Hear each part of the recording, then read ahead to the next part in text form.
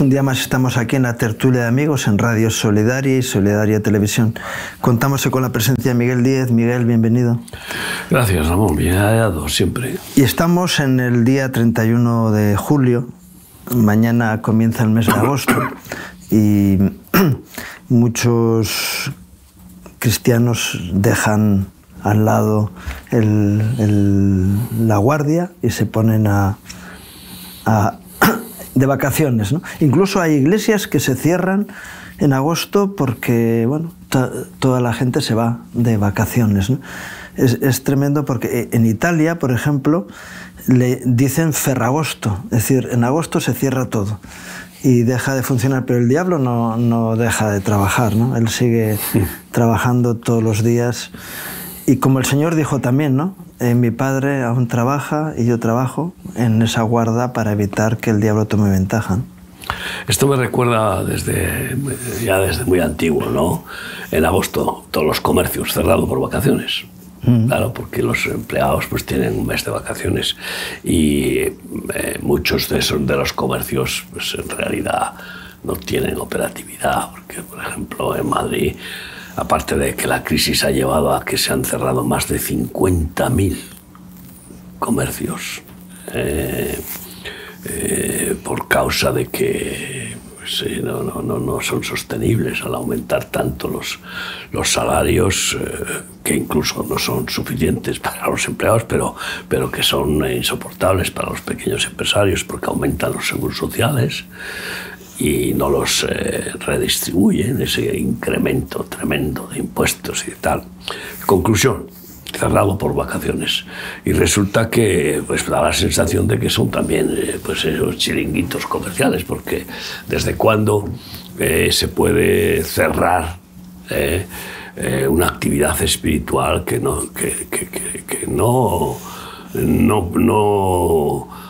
tiene pausa? No hay pausa, o sea, ¿y desde cuándo un cristiano puede quitarse la armadura de Dios y ponerse el bikini? O sea, esto, por ejemplo, por decir algo, que no es que esté yo en contra del bikini, que también, pues oye, puede ser muchas veces escandaloso, ¿no? En todos los sentidos, porque claro. Pero en cualquier caso, dejar la armadura. Imagínate tú para irse a la playa o para irse a beber o para, no sé, es que te expones a que las flechas envenenadas del maligno sin escudo pues te taladren la mente, el corazón, etcétera, ¿no? Y es una imprudencia gravísima. Y de hecho, yo estoy convencido de que en verano son muchos los que pierden el ministerio y son muchos los que pues son sacados del camino que es Cristo, ¿no? Y se extravían, acaban en zarzales, enzarzados, ¿no? Y también estoy convencido de que es en el verano cuando más divorcios se plantean, incluso entre cristianos. ¿Por qué? Pues porque, claro, pues se vienen las pasiones que dominan las mentes y, bueno, y sobre todo a ciertas edades, lo que se llama la segunda pubertad, ¿no? De los 45 para arriba. No te mojes la barriga, bueno, es decir, ¿no? Bueno, pero entonces, pues aquellos que quieren como esa doctrina maléfica, ¿no? De encontrar la pareja idónea, porque la que tengo como mujer cuando me casé no éramos creyentes, no era la que Dios tenía, y ahora que han pasado 25 años, pues se cambia una mujer de 45 por una de 25, por decir algo, ¿no? Y encima pretendo justificarlo, que es lo que sucede en muchos casos. ¿Por qué? Porque sacrificar el estatus y sacrificar el salario religioso, cuando no, muchos no saben hacer otra cosa que vivir de las ovejas, pues oye, es triste. En definitiva, es una tragedia ver que algunos corrían bien y tropiezan y caen. Esto me hace recordar a Pablo, a los Gálatas. ¿Qué os pasó? Corríais bien, andabais en el espíritu y ahora andáis en la carne. Claro, a ellos se refiere a que han dejado la vida en el espíritu, que es la que nos lleva a ser libres, porque donde está el espíritu del Señor hay libertad, para ser esclavos de la letra, de la religión, del sistema, ¿no? del logos, incluso de la Biblia, esclavos de la Biblia, que es impresionante, ¿no? Porque las religiones todas forman esclavos, claro. Todas fabrican esclavos, tienen esa función. Y por eso Jesucristo no vino a fundar ninguna religión, vino a formar la familia eterna de Dios de hijos liberados. Porque si el hijo es libertad, seréis verdaderamente libres. Y el hijo permanece en la casa para siempre, no es echado fuera, pero vino a formar esa familia de hacernos hijos de Dios, no esclavos religiosos. Y yo creo que es precisamente una etapa de intensificar la oración. Claro. ¿Y se puede estar descansando y orando? Pues claro, es que es el momento mejor para poder orar por una razón. Pues porque tienes más tiempo disponible, ¿eh? Y ahora, si tienes en la oración como un castigo, como una especie de obligación, como una especie de, pues, de casi de aburrimiento y de tortura, ahora, pues entonces, ¿de qué vas a orar? Pero si la oración ha llegado a un nivel espiritual en nuestra vida de que es un deleite, poder escuchar a Dios y hablar con Dios, poder abrirle nuestro corazón, poder confiar en que busca nuestro bien, nos ama y que nos da el oportuno socorro y que nos provee, nada nos falta, pues oye, es una gozada orar, porque yo estoy convencido de que es lo más inteligente. Dice, creo que es en la primera carta de Pedro, ¿no?, que el diablo anda como león rugiente buscando a quien devorar. Sí. Es decir, la amenaza de la ventaja del enemigo, igual que hay otro texto que dice, que habla de la siembra de la cizaña. Dice, y que los empleados le dicen al dueño del campo, ¿no? Dice, ¿cómo es que sale cizaña si hemos sembrado una buena semilla? Y les dice, es que por la noche el enemigo ha sembrado... Mientras dormíais. Ese es el punto, ¿no? Mientras os relajasteis, mientras bajasteis vuestra defensa, entonces el enemigo toma ventaja y creo que es muy importante tener claro que si le damos ventaja al enemigo, él la va a aprovechar. Hombre, es astuto y es que está atento a cualquier ventaja, no lo desperdicia. Nosotros tenemos oportunidad de hacer el bien y la desaprovechamos muchas veces, oportunidad de testificar, de evangelizar, y la desaprovechamos. ¿Por qué? Pues porque no estamos atentos o por lo que sea, ¿no? Pero está claro que precisamente por las noches, que es cuando se cometen todas las tropelías, en un índice altísimo, la proporción de los delitos y perversiones y maldades que se realizan de noche es muchísimo más alta que las que se hacen de día, porque los que cometen todas esas atrocidades quieren pasar desapercibidos, como los demonios, que pretenden ganar ventaja porque son como pues eso, ocultos, anónimos, como si no existieran, ¿no? Invisibles. Y por eso Jesús oraba, sobre todo por las noches enteras, orando. Entonces, es maravilloso experimentar las vigilias que hacemos cada mes en Alcalá de Henares, ¿no? La última que fue la semana pasada, ¿no? Pues yo por lo menos experimenté una alegría y un gozo de que terminamos la noche con la primera vigilia. Además, no la segunda, porque la primera empieza a las 6 de la tarde, la segunda a las 9. En la segunda vigilia de la noche, pues tuvimos victoria, ¿no? Y es curioso que no se potencia el ministerio de intercesión nocturno, que debería de ser. Y yo recuerdo que tuvimos un teléfono disponible por la noche, 24 horas, y por la noche especialmente para todos aquellos que tenían depresión, tristeza o intención de suicidarse. Y Dios nos usó para que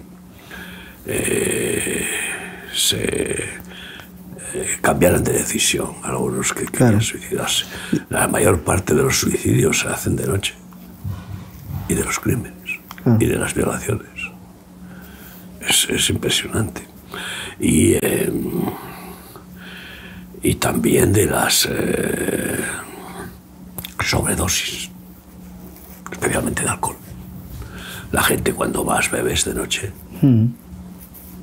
aquí están las discotecas, y ahí son nidos diabólicos impresionantes, ¿no? Y una discoteca no abre a las 4 de la tarde. Entonces, por decir algo, ¿no? Y esto, pues, creo que nos hace reflexionar. Deberíamos de pensar en hacer más vigilias de oración,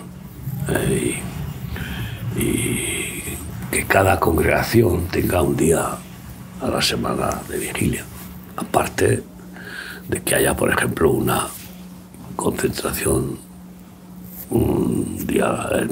Tenemos el último viernes de mes de cada mes, ¿no? Pues esa fecha, una concentración, porque es importante sumar intercesiones, ¿no? Cuando dos o más de vosotros pongáis de acuerdo en la tierra, lo que os pongáis de acuerdo en mi nombre será hecho en el cielo. Entonces, orar y orar y orar y orar. Al final es orar y orar. Ayer mi esposa y yo oramos por mi suegra, que estaba entrando en desesperación, ¿no? Y que en esa desesperación pues desea morirse, y bueno, y oramos por ella, le pusimos las manos, la ministré, la hablé, mi esposa y yo, y experimenté una paz inmensa. No es la primera vez que nos pasa. Claro. Estamos haciéndolo no cada día, pero sí muchas veces, ¿no? Y se durmió con una sonrisa. Esto es así. Mi esposa, pues, estaba con una infección hace 3 días. Pues igual, unos dolores, y pues oré por ella en la cama. No iba a poder dormir, y durmió en paz. Yo tenía una infección de oídos. Tú lo sabes, que te lo dije. Y me robó una noche entera, pero aproveché para orar. Horas, no sé cuánto, porque agota. Orar agota. Sobre todo si oras con pasión, o con celo, con fuego, ¿no? Entonces eso agota. Pero al final no me extraña que los apóstoles llegaran a la conclusión de decir que se encarguen de los trabajos los diáconos llenos del Espíritu Santo, y de servir a las mesas de la administración, de lo que sea. Nosotros centrémonos, perseveremos en orar y en predicar la palabra. Con respecto a la oración, hay un... antes marcabas un poquito el asunto, ¿no? Hay algunos ven la obligación de orar, pero llega un momento en el que en la vida de un cristiano que va madurando, pasa de la obligación a la necesidad interna de ponerse delante de Dios, ¿no? Es decir, como el Señor experimentaba esta realidad en su comunión con el Padre y que debemos de anhelar que ocurra en cualquier cristiano, que dices, loco por tener tiempos de oración. Estar diciendo, tengo que terminar lo que estoy haciendo porque quiero entrar, y yo creo que es una de las cosas que el Señor enseñó a sus discípulos. Les dice, marcharos en la barca, que yo me voy, porque anhelo estar este tiempo con el Padre, ¿no? Y en lugar de ser, no quiero decir una necesidad, pero es una necesidad imperiosa de decir, necesito estar con el Señor, porque necesito reponer fuerzas, cargar las pilas, llenarme de gozo, entusiasmarme en el Señor, porque cuando miro los problemas entro en depresión, pero cuando miro al Señor me fortalezco en Él, ¿no? Esto es lo que Jesús le dijo de alguna manera a la samaritana, ¿no? Dice, sí. El que beba del agua que yo le dé, su sed va a ser en buscarme, ¿no? En bueno, tenerme de hecho, cerca. Ella enseguida respondió con una oración, dame ese agua, ¿no? Lo que está claro es que es cambiar la obligación por la devoción. Yo recuerdo ahora, me ha venido a la mente una predicación que era muy elocuente, muy bien escrita, y estabas tú conmigo, en que quiso justificar hacer las cosas por necesidad. Y eso es obligación. No, la necesidad que produce la vocación, es decir, el amor. El amor... Ay de mí si no predicara, ¿no? Como decía Pablo. No, pero ay de mí si no predicara, ¿por qué? ¿Por qué? Porque es que es la esencia no tendría de mi vida, ningún sentido mi personalidad y mi cometido y mi función y mi vida existencial. Está centrada en esa voluntad de Cristo y en ese amor a Cristo y a las almas que reciben la predicación para que se salven, ¿no? Entonces, necesidad por obligación no es la necesidad positiva. La necesidad positiva es por amor. El amor necesita expresarse. El amor necesita comunión, comunicación. Necesita darse. Necesita... es extrovertido totalmente, ¿no? Es una santa necesidad. Pero la religión obliga con necesidades que aburren. Y por un lado obliga y luego la gente se queda satisfecha de que ya he cumplido. Exacto, ya entonces viene encima una especie de autojustificación, ¿no? Y que he cumplido con mi tiempo de oración, y entonces eso, para mí el tiempo de oración como una especie de metodismo, porque los metodistas llegaron a puntos de tantas veces al día, tanto tal, que es lo mismo que hacen los ortodoxos las tres veces de oración al día, ¿no? Y los musulmanes 5 veces, etcétera, ¿no? Y tienen un tiempo marcado.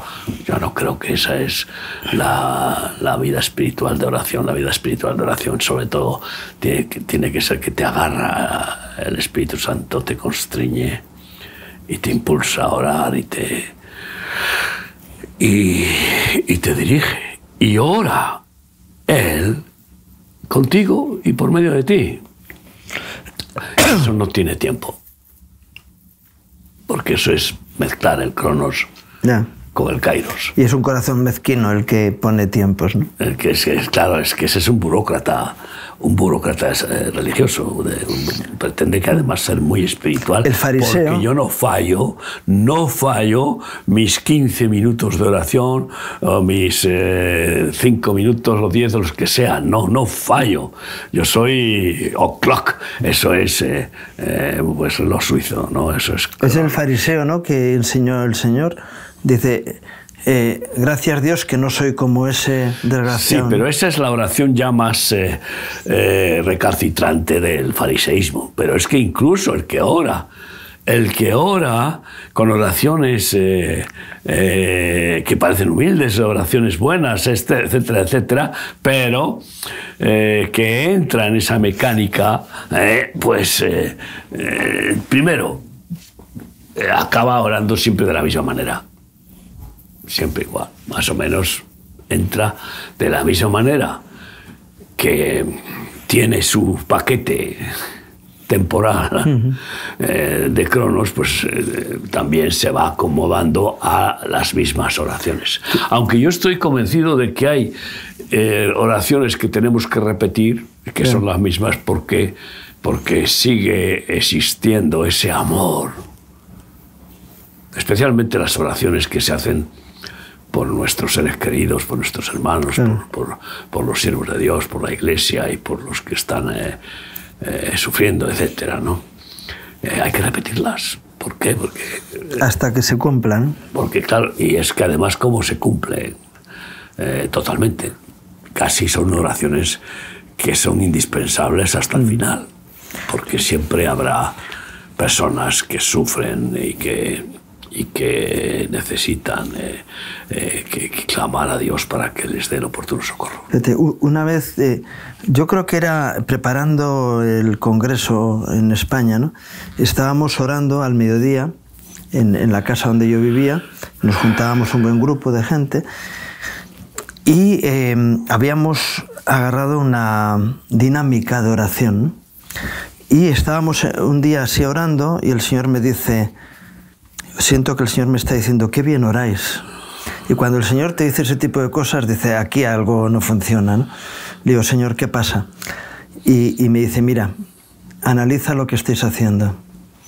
Es una oración mecánica, repetitiva. Para la oración y diles que están orando superficialmente y no desde su corazón. Y paré la oración y les comenté esto a los hermanos, mira, el Señor me está diciendo esto, ¿no? Nos profesionalizamos en la oración para hacerlo algo mecánico y de tal manera que el corazón ya no interviene, interviene el sistema. Y les dije, mira, tenemos problemas serios, personales, aquí hay situaciones complicadas, tenemos que pedirle al Señor en eso, no ser aparentes e hipócritas. Y no veas cómo cambió la oración a partir de ese momento. Gente llorando, abriendo sus corazones, tal. El Señor no quiere que vayamos con una pintada exterior en nuestras vidas. Hombre, al final, lo principal que quiere transmitirnos la oración es la humillación. Porque orar es reconocer que es solo Dios. La incapacidad propia. Es reconocer que somos ignorantes, impotentes, inútiles y que por tanto dependemos totalmente de Dios. Entonces es una continua humillación. Y la virtud que quiere imprimir en nosotros Jesucristo, el Maestro perfecto de la oración, es la humildad. Así que de tal manera que nadie que ore sin humildad será oído. Dios resiste a los soberbios, da gracia a los humildes, y yo creo que esas dos acciones que deben de ser del Espíritu Santo son insustituibles. Oración y humildad. Humildad y oración. Al revés también. Porque para orar hay que humillarse, hay que empezar por reconocer que somos incapaces, separados del Señor, nada podemos hacer y que dependemos de Él. Qué bonito, qué hermoso y qué tranquilidad llegar a esa conclusión con gozo. Dependo de ti. Es como el gozo que tiene un bebé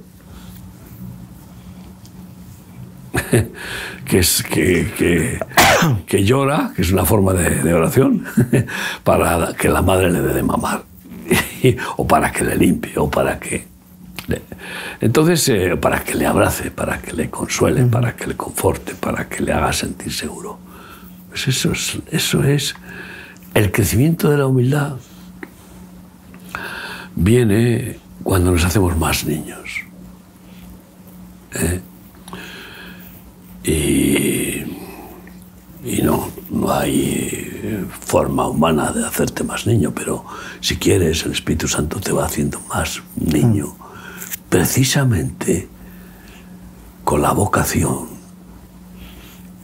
y la comunión de la oración, porque experimentas que en esa dependencia del Señor Él es fiel, y te da de mamar, como dice en un texto que es impresionante, que nos amamanta, es como madre, sí. Dios es madre y padre, y te da pues el sustento para el cuerpo, el alma y el espíritu, y te lo da todo. Y en esa experiencia continua, diaria, pues qué relax. Eso es el Shabbat Shalom. Eso es descansar en su paz, porque sabemos que cuida de nosotros, como más que una madre cuida de su bebé, ¿no? Y al final, vanidad de vanidades y todo vanidad. Hay un texto en la palabra que habla de los que habéis gustado la benignidad del Señor, ¿no? En la comunión con el Señor demuestra esa benignidad.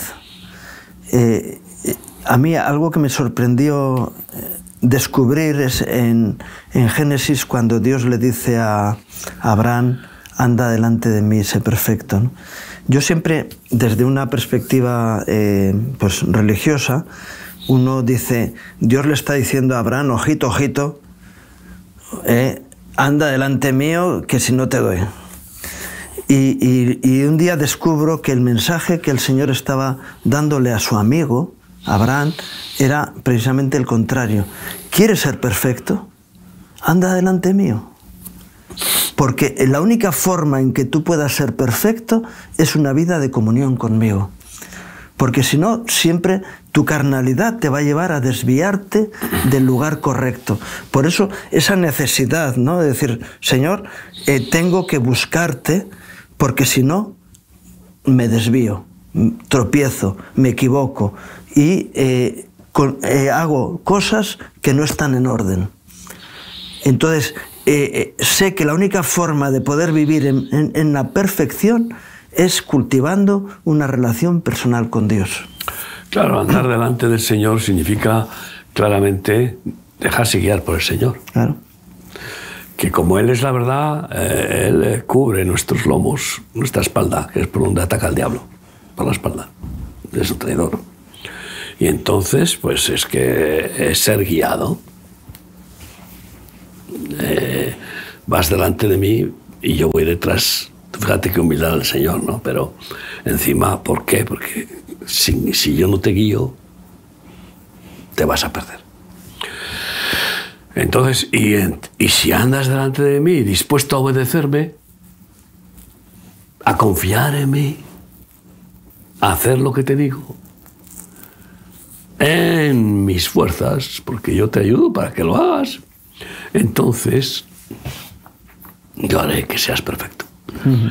Y claro, por eso Abraham se le llama el padre de la fe, porque no, tú te imaginas no dudar cuando le pide a su hijo para que se lo sacrifique. Uh-huh. Después de que llega ya a la edad, esa es la misfat. Muchos no entienden de los judíos lo que es una misfat. Una verdadera misfat, que es la presentación del varón. Sí, el varón y la mujer también. No, sobre todo la misma del varón, porque la autoridad es para el varón, ¿no? Sí, sí. En tanto... Pero quiere decir que existe la misma de la mujer también. Sí, pero en términos bíblicos de lo que es el plan de Dios, no. Eso es, bueno, pues una especie de democratización religiosa, pero yo no conozco ninguna misfat. Sí, no hay principio bíblico para ello. Entonces, vayamos a lo que es la transmisión de la autoridad de Dios, del Padre al Hijo y al Nieto, etc. Al varón, lo cual hoy se ha convertido en totalmente cuestionable, ¿no?, por esa democratización de igualdad entre el hombre y la mujer. Mentira, el hombre y la mujer nunca pueden ser iguales, y si consiguen ser iguales es una aberración. Entonces, porque somos diferentes todos, incluso entre un hombre y otro hombre. Sí, está claro. El asunto es que la misfat el padre de familia, que es el rabino de la casa, aunque no sea rabino en la sinagoga, debe de presentar a su hijo al sacrificio en el altar. Y por eso puede dar a comer el cordero, porque él se ha dejado sacrificar negándose a sí mismo. Empieza a ser una persona consciente, una persona ya con capacidad para poder formarse como siervo de Dios y como autoridad futura de la familia que Dios forme a través de él. Y no lo interpretan así. La misvat es como un encumbramiento del adolescente para que pueda compartir la Torá y tenga una solemnidad. No es eso. Es que ese es el problema de la religión. Lo tuerce todo para transformar la voluntad de Dios en humanismo. No. Cuando le pide a Abraham que sacrifique a su único hijo legítimo. Sí, que no era el único, pero el único legítimo. Y era el de la promesa. El de la promesa, el del milagro, como debe ser. Nadie puede ser hijo de Dios si no es por milagro. Tiene que ver con la misma procreación biológica. No. Lo que es nacido de la carne, carne es. Lo que es nacido del espíritu, espíritu es. Y entonces está claramente dando testimonio Dios a Abraham de lo que es realmente el amor sacrificial. Y le prueba cuánto me amas. Y ahí prueba al que ama más padre, madre, esposa, hijos que a mí, no es digno de mí. Y le prueba. Y sale vencedor de la prueba porque demuestra que ama más a Dios que a su propio hijo, el único. Y lo sacrifica. Bueno, cada hijo es único. Bueno, el único, pero sí, pero digo, en cuanto a nosotros, quiero decir que... No, pero es el único en cuanto que no tiene más. Sí. Ya sé, cada uno es único, cada persona. No, cada hijo, cada ser humano es único, irrepetible. Pero digo, en cuanto a la entrega, que cada hijo es único y tiene que ser la misma circuncisión en cada hijo que tenemos, ¿no? Eso por supuesto, pero en este caso estamos hablando de nada menos que la magnitud de la renuncia. Que tiene muchos hijos puede sacrificar uno y decir, bueno, pues ya está, con que sacrifique. Ya he cumplido. Pero no, el primogénito, según lo que es la ley. Entonces sacrifican al primogénito y el resto, pues para mí. Entonces, para que puedan engordar el patrimonio familiar. Bueno, el asunto es que muestra después un carnero para simbolizar la sustitución. Y es la que nos trae Jesucristo, que se sacrifica en la Pascua como cordero pascual, ¿no? Pero que en realidad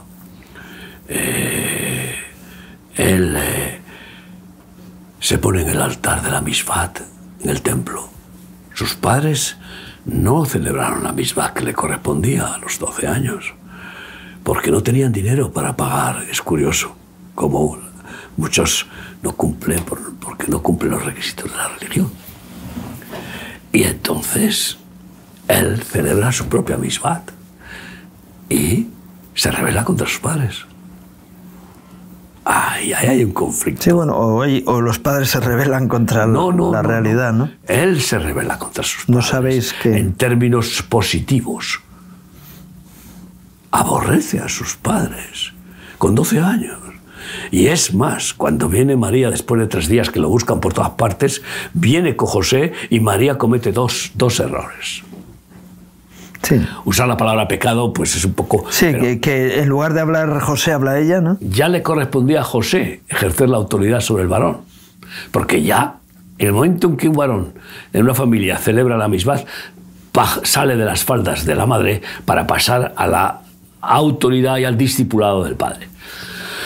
Y María usurpa la autoridad de su marido, que era un bendito. Sí, que puede ser justificado por la tensión en la que estaba, pero es una equivocación. Que no se puede justificar. Igual que se precipitó en las bodas de Canaán. ¿Qué tienes conmigo, mujer? Le dice, ¿no creas tú que el Señor se cayó? No. Y la segunda falta es que corrige al Hijo de Dios, que es Dios. Y ella, pues él, claro, les dice a los dos, para que quede claro, ¿no sabíais que en los negocios de mi padre tengo que estar? Y esta es la decisión de la misbat. Se acabó, papá y mamá. Primero Dios. Os amo, pero ya... Sí, aunque luego va y se sujeta, ¿no? Y vive en sumisión. Claro, pero eso no... Pero después de cantarles las 40, después de celebrar su misbat, después de dejar bien claro que hay que amar a Dios con todo el corazón, toda la alma, toda la mente, todas las fuerzas y, bueno, y por supuesto más que a padre, madre, esposa, hijos, ¿no? Y bueno, pues yo creo que eso falta en el espíritu evangélico, en la mayoría. No sacrifican a sus hijos a los 12 años. Y el que no sacrifica a su hijo a los 12 años, es más, el que no sacrifica a su hijo cuando lo presenta delante de Dios en esa especie de rito muy bonito. Sí, que es muy hipócrita en muchas ocasiones. ¿No? Que significa entregarlo a Dios. Tú lo has creado, no es mío. No llaméis a nadie padre en la tierra. Tú eres el padre de este niño, de este bebé. Lo consagramos a ti. A partir de ahí, esos padres tienen que orar para que se haga la voluntad del verdadero Padre, el omnipotente, omnipresente, omnisciente, el misericordioso, se haga la voluntad en ese niño. Y cuando llega, después de esos primeros días del nacimiento de ese bebé, cuando llega a los 12 años, consagración. Que curiosamente la Iglesia Católica lo imita dando 2 tortas. Sí, bueno, utilizan lo que es la confirmación, que lo hacen un parangón con el bautismo del Espíritu Santo, que no tiene nada que ver. No tiene nada que ver. Y bueno, pues yo creo que esos hijos que han celebrado la misbat, yo recuerdo que mis hijos con 12 años ya estaban evangelizando conmigo en la calle. Y de hecho, uno de mis hijos, que tenía 10 años, evangelizando en la calle, una marabunta de tarras que pasaba por allí, uno de ellos agarró un ladrillo y le dio en la cabeza a mi hijo. Casi pierde un ojo. Entonces, ¿qué es la misbat? ¿Qué es realmente el paso, el ecuador, entre ser un niño, un adolescente o a empezar a ser un siervo de Dios? La misbat. Y si los padres no tienen esa espiritualidad y no guían a sus hijos en esa espiritualidad desde niños, y son consentidores, y son superprotectores en el sentido humanista, y son, pues eso, con buenas intenciones incluso muchos, porque claro, hay humanismo que parece bueno, pero que es suplantar a Dios. Pues resulta que luego esos hijos pues no han sido fortalecidos en esa crianza de hijos de Dios. Y por eso, ¿cuándo se le tiene que enseñar a orar a un bebé, a un niño, a un hijo? Tiene que ser algo que fluye desde iba a decir desde el nacimiento, desde antes de nacer, como una realidad que ocurra dentro de la familia. Cuando Josué dice, cuando termina su parte más importante del ministerio, que es entregar la tierra a las tribus, ¿no? Y él dice, yo y mi casa serviremos al Señor. Dice, vamos a seguir sirviendo, porque si no empieza antes, eso de decir, a partir de esta fecha, dice, no, tiene que ser algo natural, que funciona de forma armónica y constante, y que los hijos estén tanto en la oración, en la... hablabas en el evangelismo. Los niños tienen que estar involucrados en esa labor desde infantes, desde que todavía no tienen uso de razón, aunque los niños tienen razón desde que nacen, ¿eh? Ellos controlan, ven, analizan, cuando dicen, huelen, sienten, oyen. Desde pequeñito, es decir, y ya empiezan a vocear, ¿no? En cualquier caso, no es que le vas a enseñar al niño en el vientre a orar, sino que oras por él. Pero tiene que estar en ese ambiente de oración. Pero la madre y el padre oran por el bebé desde que en toda su formación, y después, sobre todo, en el parto y después del parto. Y luego, pues, el niño está junto a sus padres que oran. Aunque él no ore, él experimenta esa unidad, esa comunión y esa presencia de Dios. Claro. La sienten más que nadie. Sí, sí. Los niños sienten. Y cuando ora un niño. Si es que algunos dicen que ¿y a quién mira ese bebé? Dicen, es que hay a un ángel ahí, porque se ha quedado fijándose y tiene unas fijaciones. Pero en cualquier caso, después, cuando llega la Mishpat, esos hijos se han criado en ese aroma, en ese olor de Dios, claro, en esa Shekinah, en esa presencia de Dios. Y salen a evangelizar no porque se les obliga. Todos mis hijos venían conmigo como locos a evangelizar. Y con mi esposa y con, y con los hermanos, ¿no? Y era para ellos, y sigue siendo una experiencia tremenda. O sea, yo tengo una nieta que va a una cárcel todas las semanas, o sea, a predicar a las presas. Ayer hablé con uno de tus hijos que va a la cárcel todos los miércoles. Entonces, es porque ya no es ninguna obligación. Es la necesidad del amor, de la compasión. Lo que hablábamos antes. Lo que hablabas de la vigilia del otro día. A mí me da pena los que no van. Porque yo digo, es una oportunidad tan especial de juntos buscar al Señor que para mí es imprescindible, si se da la ocasión, de poder estar, ¿no? Y hablando de las vacaciones, hay gente que dice, yo estoy de vacaciones, no voy a ir al culto.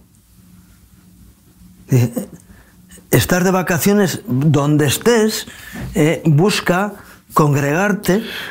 Y además con una especificidad que es la oportunidad de conocer otra congregación, a otros siervos de Dios, claro, y a otros hermanos, o de renovar una relación, ¿no? Sin duda todo tiene que ser la fe que obra por el amor y punto, ¿no? Para Cristo Jesús es el único que vale. La fe que actúa y opera por el amor y nada más, no normas, no obligaciones. Y bueno, pues sin duda a mí también me entristece cuando no vienen a la oración, y algunos además descubres que no vienen por pereza. Otros pues realmente... Algunos no van porque están haciendo cosas, están en obligaciones y no pueden. Tienen responsabilidad de cubrir. Pero bueno, en este sentido...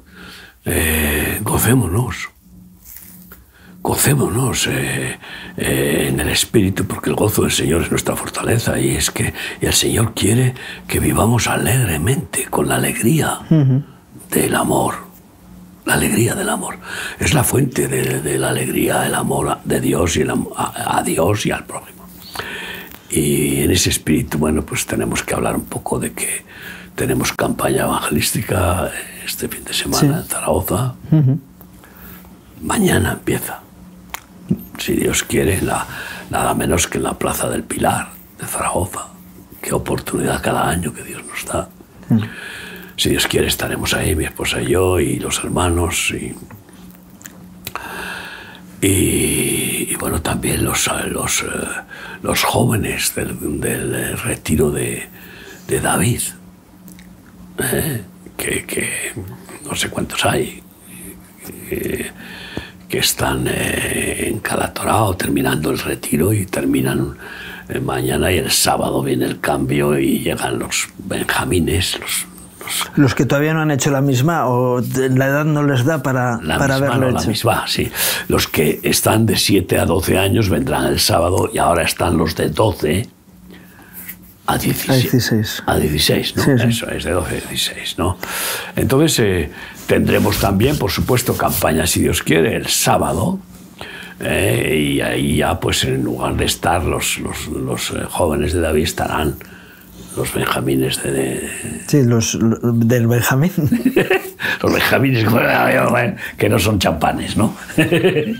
estos niños preciosos. Y el domingo imagino que estarás en Zaragoza. Sí. En el culto, el domingo. El domingo tenemos culto unido en Zaragoza por la mañana. Y me parece que ya tenemos 3 congregaciones en Zaragoza. Bueno, la tercera todavía no se ha abierto, pero está en ello. Bueno, pero está preparándose. Sí. Sí, hay 2 congregaciones y una tercera a punto de abrirse, ¿no? Y Alcalá de la Selva número 3 es la dirección de la iglesia en Zaragoza. Tú, en el barrio de las Delicias. Tienes memoria, yo es para esas cosas ya no me da, pero bueno. Y sí, tenemos nuestro culto unido, si Dios quiere, allá. Y volvemos a casa, pero bueno, a casa. Ya, ¿cuál es nuestra casa? Algunos dicen cuando alguien fallece ha ido a la casa del Padre, pero vamos, las casas que tenemos aquí también son la casa del Padre, en el lugar donde el Señor nos da nuestro refugio. Es curioso, bueno sentirnos como nuestro hogar. Pero es curioso que el Señor decía: el Hijo del Hombre no tiene dónde recostar su cabeza. De tal manera que Él decía, mi descanso es en el Señor. Claro. No en el sitio donde estoy, porque tú puedes tener tu lugar de refugio donde el diablo llega hasta la alcoba más profunda y te sigue amargando la vida.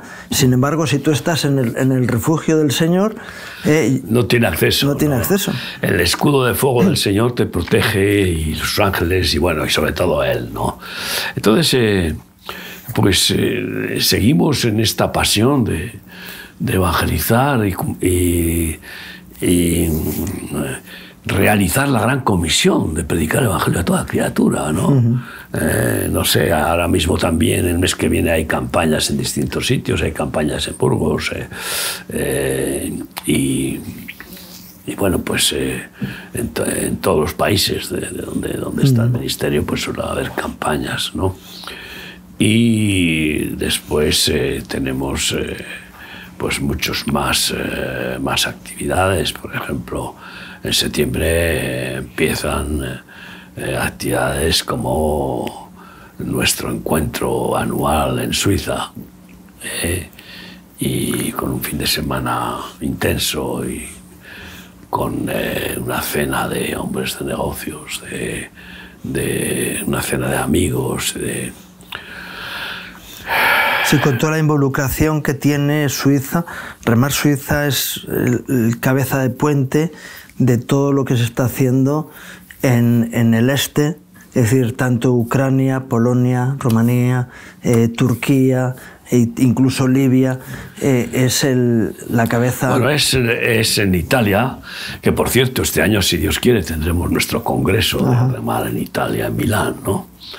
Y que también es en septiembre, ¿no? Entonces, septiembre... Y luego en Argentina terminamos el mes de septiembre con el Congreso de Remar en Argentina. Exacto. Tendremos probablemente también, que está sin especificar, un fin de semana con un retiro de Esther, porque solo hemos hecho un retiro de Esther este año, ¿no? Y solemos hacer 2 o 3, ¿no? Entonces, como mínimo 2. Y que estamos preparando para ver cuándo es, ¿no? Con un lema pues muy sencillito: perdón. Una palabra. Menudo lema. Yeah. Me lo dio el Señor esta mañana al orar por la mañana en la cama. Y bueno, por la noche me levanté a escribirlo, porque si no soy capaz de que se me olvida después. O sea. Entonces, sí, porque siempre orando, Señor, dame la palabra, ¿no? Y Él es fiel, porque uno se atasca, Y seguimos con muchas actividades y yo les ruego a los que nos están escuchando que oremos por el grupo que sale para Israel.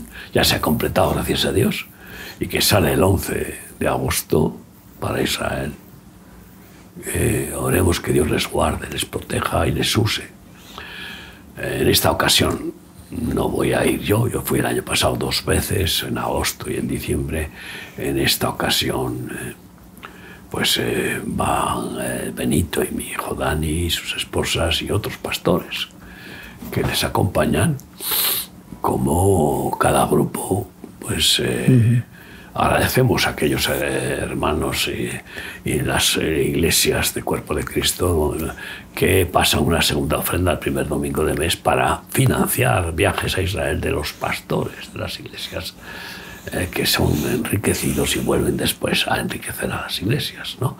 Y hay 4 que se financian con esa ofrenda en este mes de agosto. 4 por 2, 8. 8 personas, 4 matrimonios de 4 pastores, ¿no? Y seguimos, por tanto, oren, por favor, para que Dios les use y se pueda cumplir con gozo en la gran misión de consolación y de mostrar pues esa compasión y de orar allí in situ por la paz de Jerusalén, ¿no?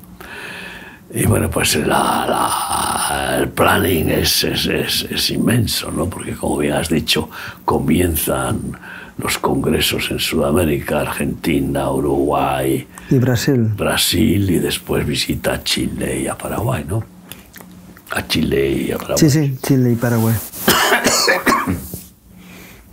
Un viaje de turismo, ¿verdad?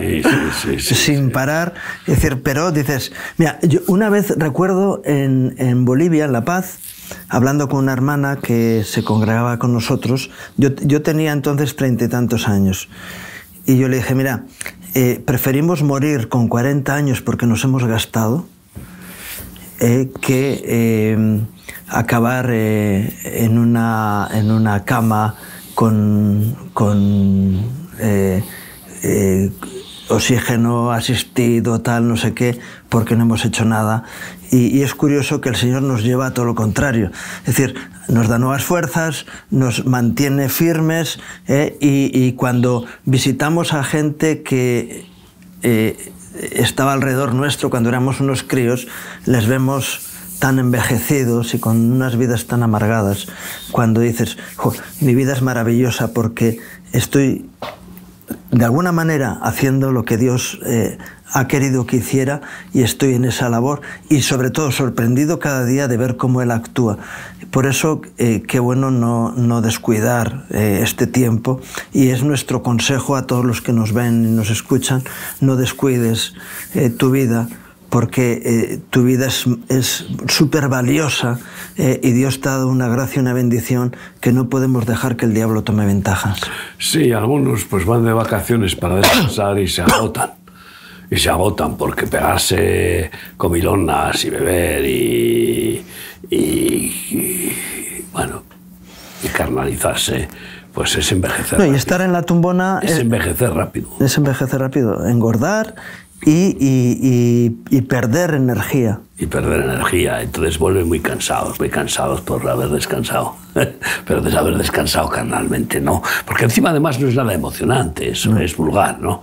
Es emocionante, pues, caminar por los montes o bañarse en la playa o bucear. A mí me encanta bucear, lo que pasa es que ya llevo años que no puedo. Pero también, sobre todo, es emocionante, pues, buscar al Señor. Claro. Y buscarlo familiarmente, pues más todavía. Y evangelizar. ¡Qué oportunidad para evangelizar! Porque puedes encontrar en estas vacaciones, puedes encontrar almas que pueden morirse e ir al infierno y ser un salvavidas. se emociona uno con los socorristas que salvan a los que se están ahogando y no se ahogan. Pues es que la gente se está ahogando espiritualmente y no se dan cuenta de que cuando se ahogan del todo van al infierno. Y esto es terrorífico. Yo estaba haciendo ese trabajo de socorrista en la playa. Sí, ¿verdad? Sí. Pues es un trabajo bonito, ¿no? Pero, en fin, yo me ahogué en el mar. Bueno, no te ahogaste, estuviste a punto de ahogarte. Me ahogué, lo que pasa es que el Señor me resucitó en cierta manera, me ahogué. Yo tragué agua y perdí el conocimiento y estaba, pues, desahuciado. Es más, me pasó un poco en pequeña escala lo que Pablo decía, aún perdimos la fe de que íbamos a salvarnos. Sí, Lucas. Estábamos convencidos de que aquí se acabó, ¿no? Y todo fue por intentar salvar a una persona que se está ahogando, ¿no? Entonces, desde aquí, pues vamos a orar, pero el consejo espiritual para todos los días de nuestra vida, y muy en particular estas fechas muy peligrosas, es ponte bien la armadura de Dios, que no te falte. Y orando y compartiendo, disfrutando también de una buena comida, claro, pero sobre todo disfrutando de la fruta divina, los frutos del Espíritu Santo. Y de la presencia de Dios en nuestras vidas. Amén. Padre bendito, como tú, Señor, te presentaste delante del Padre allá en el huerto del Getsemaní. Santo Dios amado. Señor, y dijiste, Señor, de los que me diste ninguno se perdió. Yo sé que tú eres el pastor perfecto. Señor, queremos estar viviendo bajo tu cuidado. Señor, protegidos como dijiste allá delante de Jerusalén, que quisiste guardarles como la gallina guarda a los pollos, Señor, y no quisieron.